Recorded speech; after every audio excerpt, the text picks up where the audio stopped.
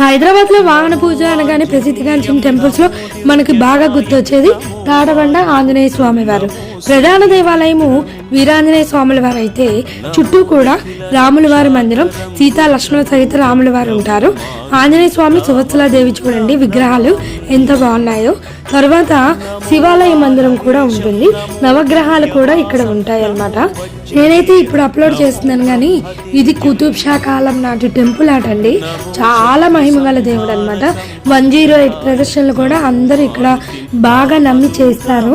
అంత మహిమగల దేవుడు అనమాట ఆంజనేయ స్వామి వారు. నిజం చెప్తున్నాను, ఈ రోజే నేను వెళ్ళడం ఫస్ట్ టైం అనమాట. ఇంతవరకు వెళ్ళడమే కానీ స్వామివారి దర్శనం ఎప్పుడూ చేసుకోలేదు. నిజంగా చాలా బాగున్నారు.